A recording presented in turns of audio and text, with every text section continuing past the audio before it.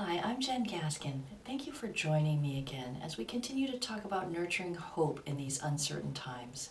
Right now, we're being confronted with many issues of power imbalance in our society, not only between white people and people of color, but also between men and women, between businessmen and artists, between nationalists and globalists. And we've been experiencing seismic shifts as people no longer want to accept the status quo. And one of the things that we can learn as a corporate humanity is how to respond with more agility, because it's been evident that in our response we've been slow and clumsy. Often the way that we respond seems to make the situation worse instead of better. So I'd like to turn again to the health of the body and discover what a new movement, lateral flexion and extension, or side bending, can teach us.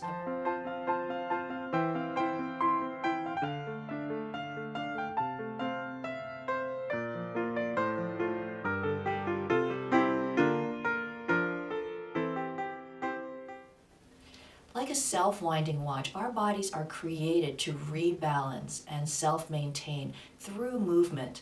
By the natural act of walking and the arm swing during the gait cycle, the body rebalances in many different areas, but especially today, I'd like to focus on the respiratory diaphragm. The respiratory diaphragm is your largest breathing muscle in the body, and it's naturally very asymmetric.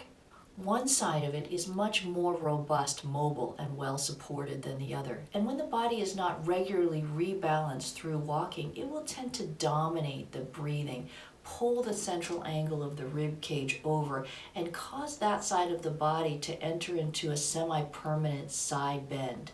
And the other side of the body, which is weaker and occupies a more restricted position of the body, will tend to pull away, try to set up its own self-support system.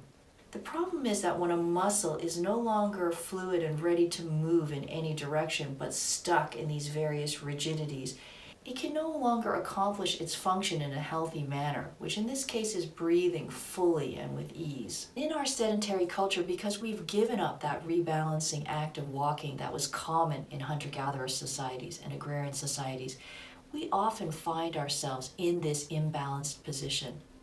Lateral flexion and extension, or side bending, is a good physical therapy for this situation because as we practice alternating which side we bend to, it mimics the act of walking, which has that element of side bending alternately as we place one foot on the ground and then the other. Side bending teaches the dominant side to let go of this rigid and semi-permanent side bend that it's in. And that's one of the main things that a muscle needs to learn how to do. We want every muscle in our body to be able to contract fully, but then also to be able to fully release and accommodate the opposing muscles' full contraction. Because in the human body, there's a lot of negotiation and coordination within muscles and between muscles. And as the body learns how to fine-tune this negotiation, greater coordination happens. And side bending also teaches the opposite side to let go of pulling away and to return and be willing to coordinate with that first side again. So in our larger body of humanity, that would mean that the privileged people groups would begin to recognize where they have been dominating, hoarding power and platform, and they would be willing to let go of that, to yield to the mic, to the other side, to stop talking and begin to listen attentively. And it also means that the side that's been pulling away would return and be willing to work with and coordinate with the side that has been dominating it in the past. That's what I call cogridity. People with very differing viewpoints being willing to come together to create one overall coordinated movement. This can be very hard to do because it requires the underprivileged people group to trust that the current effort is not a one-time event, but that this alternating pattern will continue and even grow into the future.